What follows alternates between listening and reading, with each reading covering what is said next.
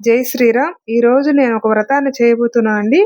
అది మన మనసులో ఉండే ఎంత పెద్ద కోరికనైనా ఇట్టే నెరవేర్చగలిగేంత పవర్‌ఫుల్ భగవంతుడెవరు అంటే గణపతి అండి. సో, నేను ఆ సంకష్టహార గణపతి వ్రతాన్ని చేసుకోబోతున్నాను. ఆ వ్రతాన్ని చేసే వీడియో అనేది ఇప్పుడు నేను చూపించబోతున్నానండి. పొద్దున మనం లేవగానే నల్ల నువ్వులతో స్నానం చేసి, ఆ గణేశుడి ముందు దీపారాధన చేసుకోవాలండి. చేసుకునే ముందు మనం ఒక రాగి పళ్ళాన్ని తీసుకొని స్వస్తిక్ గుర్తు వేసుకొని దానిపైన ఎర్ర బట్టను పరుచుకోవాలి. దానిపైన 3 దోసెలు బియ్యము, ఆకులు, వక్కలు, ఎండు ఖర్జూరము, పసుపు, కుంకుమ, చందనం, అక్షింతలు, పువ్వులు, నెక్స్ట్ రూ. 21 వేసి మన యొక్క సంకల్పాన్ని భగవంతుని ముందు చెప్పుకోవాలండి. మనం చెప్పుకునేటప్పుడే దానికి దీపము, ధూపము అన్ని హారతి ఇచ్చి మన యొక్క సంకల్పాన్ని గట్టిగా చెప్పుకొని ఆ ముడుపనేది కట్టుకోవాలి. ఆ ముడుపు ఎందుకు కట్టుకుంటామంటే సాయంత్రం ఆ బియ్యాన్ని భగవంతునికి మనం మోదకాల రూపంలో గాని, ఉండ్రాళ్ళ రూపంలో గాని, పరమాన్నం మోదకాలైతే ఖచ్చితంగా ఏదైనా 21 ఉండ్రాళ్ళైనా, మోదకాలైనా 21 చేయాలండి ఖచ్చితంగా. ఆ ప్రసాదానికి ఆ బియ్యం వాడాలి. మనం సాయంత్రం నైవేద్యంగా భగవంతునికి సమర్పిస్తాం. సో, ఇప్పుడైతే సాయంత్రానికి పూజకి రెడీ అయ్యే ముందు మనం పూజా గదంతా నీట్‌గా చేసుకొని, ఇలా పీట తీసుకోవాలండి. పీట తీసుకొని చక్కగా దానికి పసుపు రాసుకొని, అష్టదళ పద్మాన్ననేది మనం వేసుకోవాలండి. అష్టదళ పద్మ అంటే మన లక్ష్మికి చిహ్నం అని అర్థం. అష్టదళ పద్మం వేసుకున్న తర్వాత దానికి పసుపు, కుంకుమ పెట్టి, దాని పైన ఒక తెల్లని వస్త్రం అంటే మండపానికి వేసుకునేదండి. చక్కగా తెల్లని వస్త్రం పరుచుకొని దానిపైన బియ్యం వేసుకోవాలండి. వేసుకున్నాక ఇలా తమలపాకుకి పసుపు, కుంకుమ పెట్టి మంచిగా మండపం వేసుకున్నాక దానిపైన విఘ్నేశ్వరుని చిత్రపటాన్ని పెట్టుకోవాలి.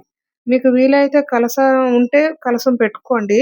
లేదంటే మాకు ఆచారం లేదంటే మామూలుగా మనం పంచపాత్ర పెట్టుకుంటే సరిపోద్దండి.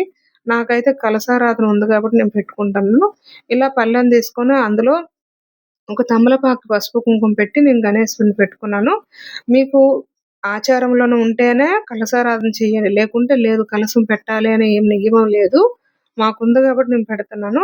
సో, కలశం తీసుకునేటప్పుడు అష్టలక్ష్మి ఉండే చెంబుని తీసుకోవడం మంచిదండి. సో, నేను ఇలా తీసుకొని చక్కగా దానికి చందనము, పసుపు, కుంకుమ బొట్టులు పెట్టుకొని అందులో మనం పసుపు, కుంకుమ, పచ్చకర్పూరం ఎయ్యాలండి. జవ్వాది ఎయ్యాలి. జవ్వాది ఏస్తే చాలా మంచిదండి. మంచి సువాసనతో కూడుంటది.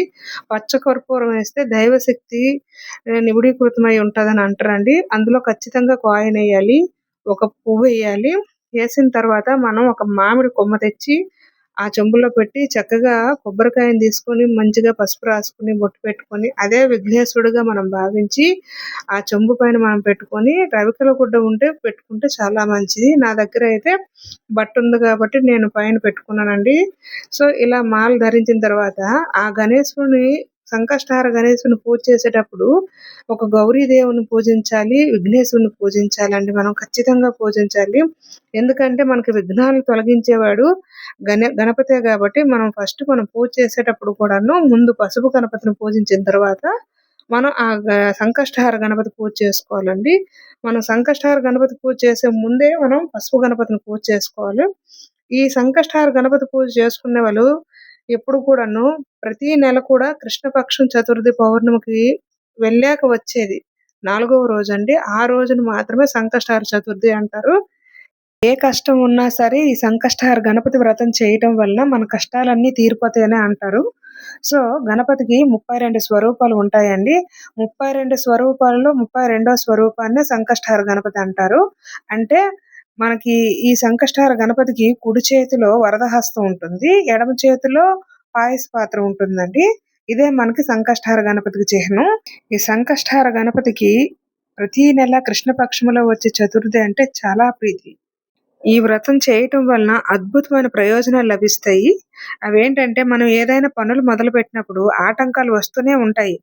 అవి వస్తున్నాయి మనకు అనిపించినప్పుడు ఈ వ్రతాన్ని చేసుకుంటే ఆటంకాలు రాకుండా చేస్తాయండి. అదేవిధంగా పిల్లల జ్ఞాపకశక్తి తక్కువగా ఉన్నాయన్నా, లేకపోతే చదువులో వెనకబడి ఉన్నారన్నా, లేదంటే మనం ఏదైనా ఉద్యోగానికి వెళ్ళినప్పుడు ఏవో ఒకటి ఆటంకాలు లేదా చేతి వరకు వచ్చిన ఉద్యోగం పోయినట్టుగా ఉన్నా, అలాంటి సందర్భంలో మనం ఇలాంటి వ్రతాలు చేయటం వలన సత్వరం ప్రయోజనాలనేవి లభిస్తాయండి. మనం ముందుగా ఈ విఘ్న నివారణ గణపతి పూజే ముందు చేసుకోవాలండి. ఎందుకు అంటే పూజలో ఎలాంటి ఆటంకాలు రాకుండా ఉండటం కోసం మొదటగా మనం చేసేది ఈ పసుపు గణపతికి చేయాలండి. ఈ పసుపు గణపతి పూజ అయిపోయిన తర్వాత మనం సంకష్టహార గణపతి పూజ చేసుకోవాలి. ఈ గణపతికి షోడశోపచార పూజ కూడా చేయాలండి. మనం షోడశోపచార పూజ అంటే దీపం, ధూపం, వస్త్రం అన్నీ కూడా మనం ఈ పసుపు గణపతి ముందు చేసిన తర్వాతనే మనం సంకష్టహార గణపతి పూజ మొదలు పెట్టాలండి. ఈ సంకష్టహార గణపతికి 10 ఉపచారాల వరకు చేయాలి. ఈ సంకష్టహార గణపతికి ఖచ్చితంగా పంచామృతాలతో అయితే అభిషేకం చేస్తేనే దాని ప్రతిఫలం 1000 రెట్లు ఉంటది. కాబట్టి ఖచ్చితంగా మనం పంచామృతాలతో అభిషేకం చేయాలి. మనం మొదటగా అతనికి ధ్యానం చెప్పాలండి. బాలార్కారుణ కాంతిః స్టార్ట్ చేసి మనం ఆవాహనం చెప్పి, ఆసనం చెప్పి, పాద్యం చెప్పాలి, అర్ఘ్యం ఇయ్యాలి, ఆచమనీయం చెప్పాలి. తర్వాత పంచామృతాలతో చేయాలండి. అది కూడా వరుస క్రమంలో చేయాలి పంచామృతాలు కూడాను. మనం ఫస్ట్ పాలు అభిషేకం చేసి తర్వాత పెరుగు, నెయ్యి, తేనె, పంచదారతో ఇట్లా అభిషేకం చేసుకున్న తర్వాత భగవంతునికి శుద్ధోదక స్నానం అనేది చేసేయాలండి. శుద్ధోదక స్నానం అయిన తర్వాత ఆయనకి భగవంతునికి నీట్‌గా మనం వస్త్రం పెట్టి తుడిచి మరలా అతనికి మండపం వేసి మండపంలో అతన్ని కూర్చోపెట్టాలండి. ఈ సంకష్టహార గణపతికి మనం ఇప్పుడు 21 పుష్పాలతో మనం పూజ చేయాలండి. తర్వాత మనం పత్రం అంటే గరికతో పూజ చేయాలి. ఇవన్నీ మనం ముందుగానే సమకూర్చుకుంటూ ఉండాలండి. ఏది చేసినా గరికి కట్టలు తీసుకుంటే 11 తీసుకోవాలి. పువ్వులు తీసుకుంటే 21 పువ్వులు తీసుకోవాలి. అట్లా ఏ నామానికి ఆ నామానికే వేయాలి పువ్వులు. ఇప్పుడు మనం చక్కగా ఆ విఘ్నేశ్వరునికి బట్ట పెట్టాలి. యజ్ఞోపవీతం వేయాలి. తర్వాత మనం గంధం సమర్పించాలి. తర్వాత 21 పుష్పాలతో మనం అర్చన చేయాలండి.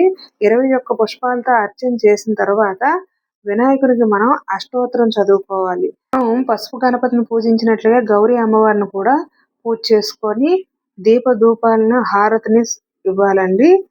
మనం భగవంతునికి మూట కట్టిన బియ్యంతో ప్రసాదం చేసుకున్నామండి మోదకాలు. ఆ మోదకాలను భగవంతునికి సమర్పించాలి. పరమాన్నం, మోదకాలు సమర్పించిన తర్వాత దీపధూప హారతులు అన్నీ కంప్లీట్ అవ్వాలి. ఇప్పుడు సంకష్టహార గణపతికి దూర్వాయుగ్మం పూజ చేసుకోవాలి. ముందుగా మనం గరికను తీసుకొని చక్కగా 11 కట్టలుగా కట్టుకొని ప్రతి శ్లోకానికి ఒక్కొక్క కట్టని సమర్పించి భగవంతునికి పూజ చేసుకోవాలి.